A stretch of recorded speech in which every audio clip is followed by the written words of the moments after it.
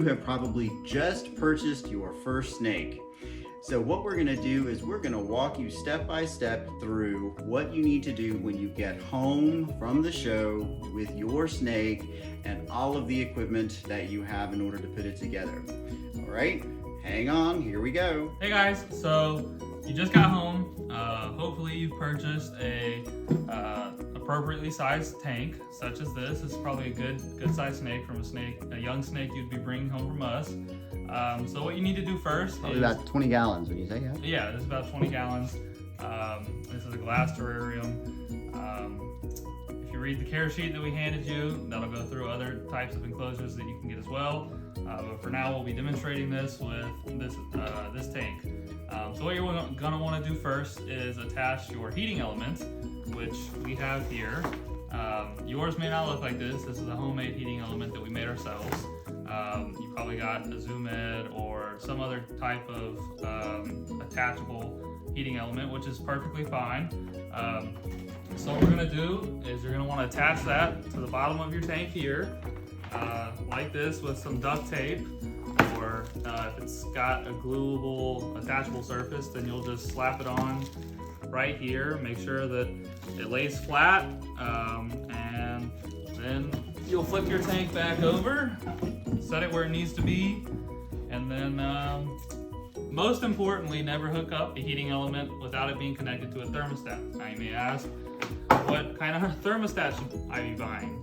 So this is what we most commonly use for any kind of tank setup. You can purchase them on Amazon. They're pretty cheap, pretty expendable as well. So you can always find them. And so they look like this out of the box. You'll be connecting this to an outlet, and then you'll be plugging your heating element in to the thermostat like this. All right, so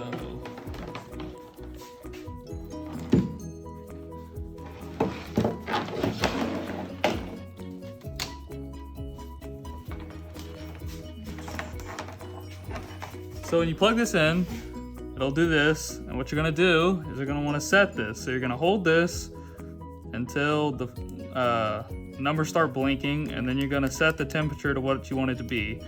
And you're gonna want your enclosure to be around, let's say 84 to 88 degrees is what you want your snake to be sitting on. So we're gonna set this to, let's say 89. So we'll give a degree of 1 degree higher, so by the time it gets through the substrate, it'll be there. And you may have to play with this once you have everything set up. You're going to want to monitor the temperature inside your enclosure. And you'll be doing that with one of these. You just need something that measures temperature. It has a probe right here. You'll attach that to the surface that the heating element is under, such as like that, and you'll be reading the temperature off of that. So in case it's too high or too low, you can then adjust your thermostat to meet the needs of your snake.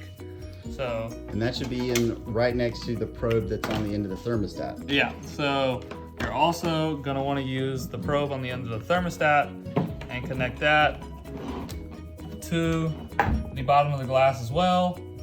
This is the most important probe, because you need to make sure without this reading a temperature, the heating element will heat however high that it can, and you'll unfortunately burn your snake. So in order to avoid that, make sure that you've got this secured to the bottom of the tank, so that we can measure how much heat our heating element is giving off, and thus make sure that we're not harming our snake in any way. So the next thing we need to do is we need to put down some bedding. So this is just a piece of paper that we're going to use for this demonstration. Sometimes you can put down paper to help with the mess of mulch, which we're going to be putting in here.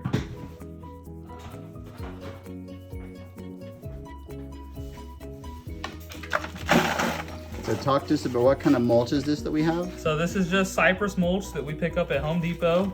You can get a big bag for about $3. You want to make sure that it doesn't have any color in it, any dyes, just all natural, regular cypress mulch. It holds in moisture. Without it, a lot of times a tank will have too little moisture, and you'll have problems with your snake shedding and eating because the humidity isn't high enough. So that's another thing you have to really look out for with your pet snake. So when you have about, let's just say, the surface covered about 1/2 inch, that's usually a good amount of mulch to put in there. Then you can add your watering bowl, which you want to place on the opposite end of the heating element because you don't want to be heating up the water. So you'll place that there, and then you're going to want to place the hide for your new snake on one end of the heating, one end of the warm side, and then you're going to want to get another hide and place that on the other end of the cool side so that your snake can hide in both the warm and the cool areas. And other than that, guys, you just need to make sure you have a top on your tank, your snake will get out, and you're good to go. So let's walk over here and take a look at a top that we have on one of our tanks, and you can see this particular lid. Yeah, so this is, an example of a glass enclosure. This is our blood python Sambu. As you can see, we've got a watering bowl. We've got a heating element on this side. There's a hide. He can't really fit in it, but he does just fine. And then we have this lid here that is locked to make sure that for any reason he can't push it out and get out. You always want to make sure that your snakes are not going to escape because they can harm themselves in trying to do so. You want to avoid that at all costs. All right, so I notice over here that we don't have the mulch that's in here is not aspen. I see all over the place that people like to put aspen in with their snakes. With ball pythons, we shouldn't do that though, right? No, so aspen really just can't hold in moisture, and so the environment's too dry, and thus the snake has issue shedding and probably won't eat. I mean, it's been known that, breeders have had some success with it, but we really recommend that you stick to cypress mulch to make sure that you can get the right humidity in your snake's enclosure. And you don't need to fill up. Notice that we've put enough in here so that it's covering the bottom, but it's not enough that the snake is gonna burrow around. Ball pythons don't need to burrow. Yeah, that's what they have the hide for. So they can hide in this thing right here and feel as protected as they need to. And if you put too much mulch in there, then it's going to be too cold and your snake will try and burrow just because they're trying to find warmth. So you want to make sure you're looking out and observing your snake and then adjust your enclosure to them that way. You also don't need to have any climby things. No branches or anything like that elevated off of the ground because ball pythons they're not climbing snakes. They stay on the ground, they stay in termite burrows and things like that. So they just need a hide and a water dish and an appropriately set heating element, and you're good to go.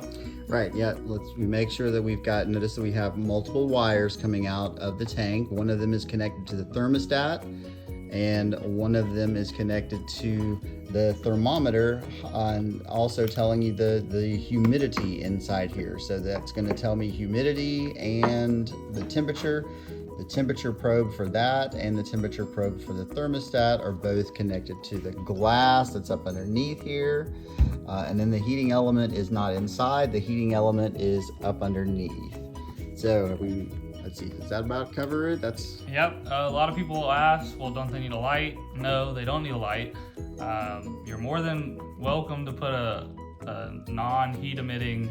Non-light emitting. Yeah. Well, no, I mean, but if you're in a dark room I gotcha. with no overhead lighting, you're welcome to put like a non-heat emitting light over them. Or if you're struggling to get it hot enough in there, and that's if you've measured the temperature appropriately, you can get a heat emitting, non-light emitting, like a CHE. Yeah, CHE, a ceramic heat emitter bulb that you can screw into one of the lights and then place that on top of your snake's enclosure. But you need to make sure that you're getting a correct, accurate measurement of the temperature in there, and that it is indeed too cool, because you will definitely overcook your snake. Yeah. And you don't want to do that. So let's make sure that we're being smart, that we're using the correct instruments, and taking care of our snakes and being good, responsible owners. The CHEs also will really zap the humidity inside your enclosure. So if you put a ceramic heat emitter over there, you're going to end up having to watch your humidity really closely. Yeah. You don't really need to put those over the snake cage. You're not really going to have a hard time keeping the temperature up if you have a decent heating device up underneath your cage. So. And as always, you can reach out to us once you have everything set up, and send us a picture, and we'll be glad to talk you through some of the issues. If you have any issues, we've also over here, the watering dish is large enough to have plenty of water, but it doesn't have to be large enough for your snake to swim in, because ball pythons don't need to swim. Nope, you just need to drink. If you ever find your ball python soaking, that usually is a result of some problem, so you need to examine that more. But they don't need a massive watering bowl where they can go swimming. They just need something they can drink out of. Cool. All right. Guys. And if you have questions about any of these items, do take a look at the video that we also have here on each one of the things that you need to get in order to put your snake enclosure together. Yep. And as always, like Carrie said, feel free to reach out, and we'll see you next time.